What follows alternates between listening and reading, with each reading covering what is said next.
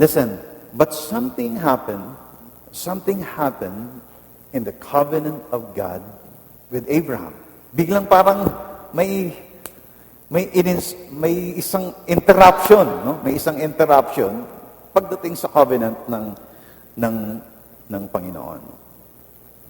So the way I see it, parang God changed the rule in the middle of the game. Parang binago niya yung rule in the middle of the game. Let's turn to Genesis 15, verse 12. Dito nagsimula ang lahat. Now, when the sun was going down, a deep sleep fell upon Abram. Tatandaan nyo, ang covenant, 2 tao yan. Kaya ang kasal, 2 tao. Hindi ka pwedeng magpakasal ng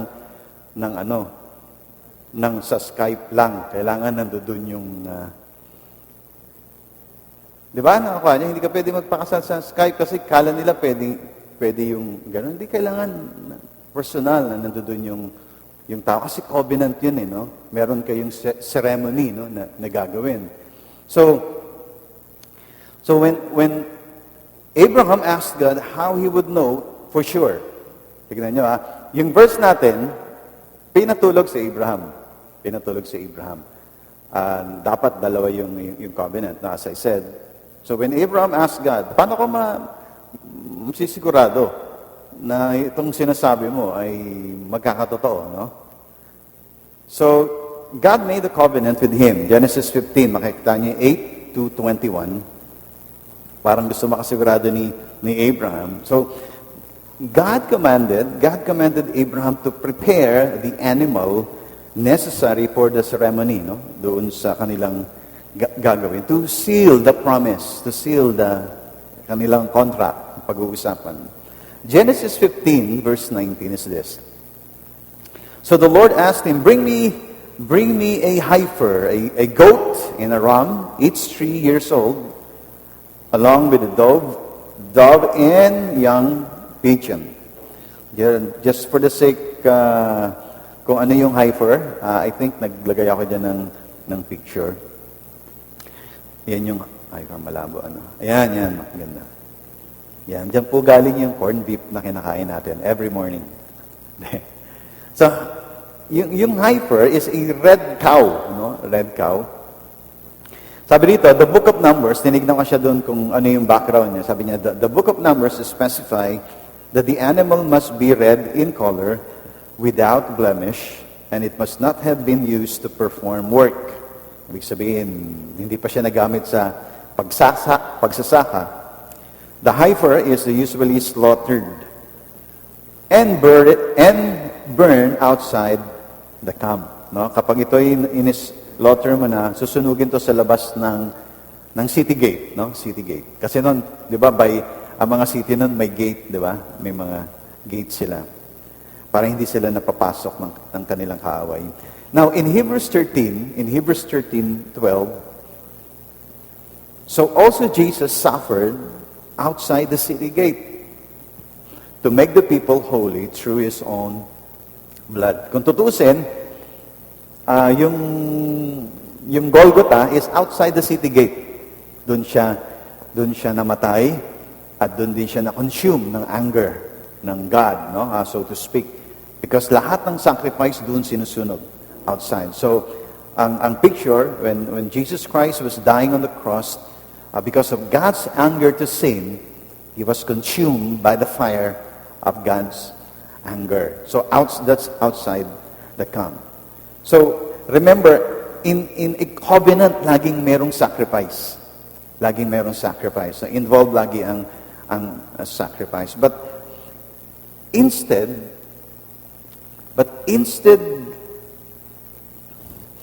of cutting the covenant with Abraham, instead of cutting the covenant with Abraham by walking in between, di ba? Na alam na natin na umiikot yung dalawang nag-covenant at nalaman ko na in the form of 8 pala yun, no? Pagka lumalakad sila dun sa animals, kunyari nandiyan yung mga pinatay nilang animals. So you can see it's bloody, no? It's bloody.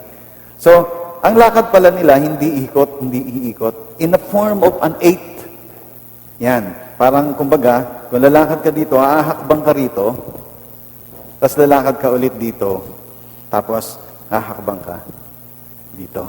Alam niyo kung ano ang 8 sa Bible? Salvation. It's salvation. Yung numerical equivalent niya sa Biblia is salvation, yung number 8. So, God put Abraham into a deep sleep and cut the covenant with Jesus instead. Yung ama at ang anak ang umikot at nag-covenant, representing Abraham. Paano mo naman nalaman si Jesus yung kaikot nung covenant doon? Alam niyo po, pag binabasa niyo yung John, ang sabi niya sa mga Pariseo, before Abraham was, I am. Kaya, huwag niyo sasabihin si Jesus nasa New Testament lang yan. He is revealed already. He is revealed already in the Old Covenant. Verse 17. When the sun had set and darkness had fallen, nung nakatulog na si Abraham, a smoking fire pot. It's like a fire, no? It's like parang sulok. No, it's a light na ginagamit nila noon pagka sa dilim. A smoking fire pot with a blazing torch appeared and passed between the pieces of the animal. So here, nakukuha niyo po ba? Nakukuha niyo. Here, Jesus, the light of the world, alam na po natin, si Jesus is the light of the world. So Jesus, light of the world, appeared as the pillar of fire and cut the covenant with God the Father and appeared as a pillar of cloud doon sa... Anong ibig sabihin nito? Bakit kailangan patulugin si Abraham? Because surely Abraham will fail.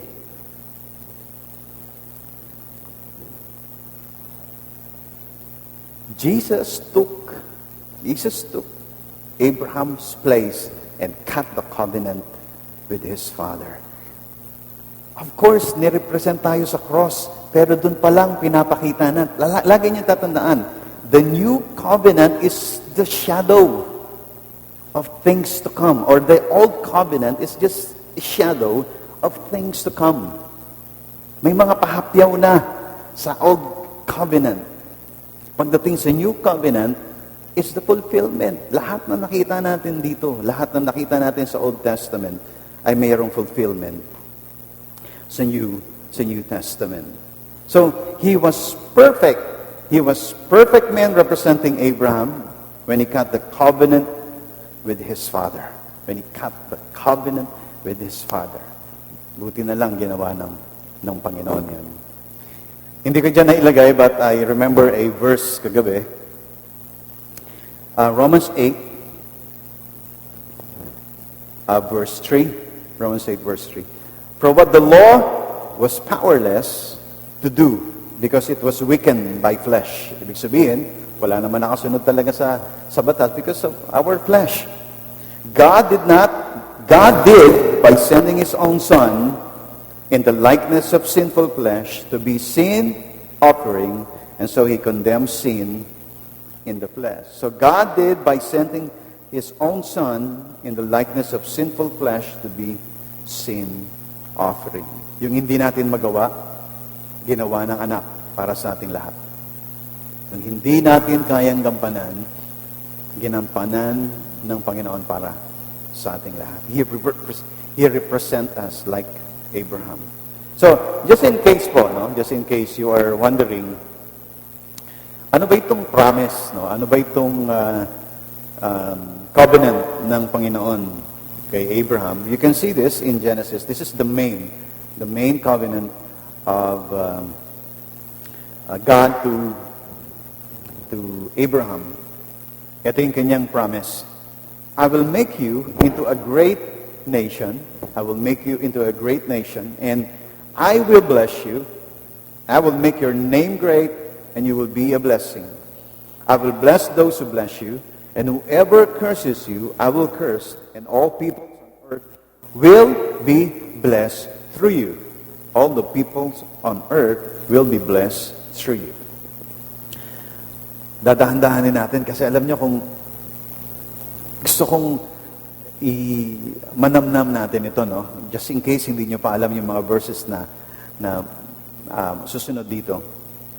I want you to see this verse in Galatians 3:9. Galatians 3:9. Abraham had a promised blessing from God. Kita niyo, may promised blessing kay God, from God.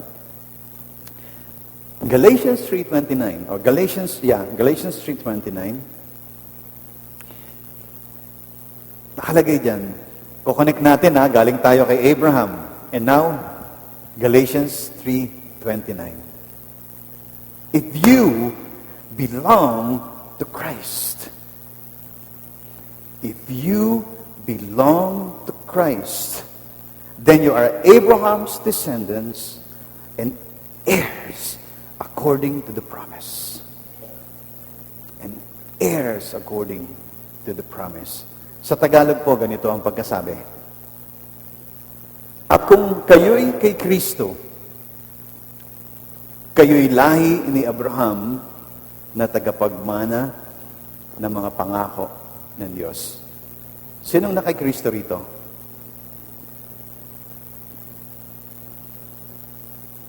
Anong sabi sa salita ng Diyos? Ikaw ay tagapagmana ng pangako ng Diyos. Na-experience yan, some of you here, pag pumupunta kayo sa kumari ninyo, sa mga, basta pag lumalabas kayo, hindi dito sa loob ng church, no? Makikita nila may kakaiba sa'yo. Ika nga, may something sa'yo. May something. Minsan tawag nila sa inyo, ang yaman, no? Because they can see changes, no? In your life, no? Alam niyo, if you meditate on this, you will see the manifestations of the blessing of Abraham in your life. So, under Abrahamic covenant,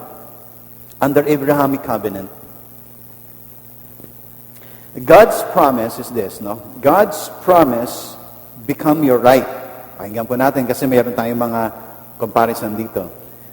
Under God's covenant or Abraham's covenant, God's promises become your right and inheritance because of your pedigree.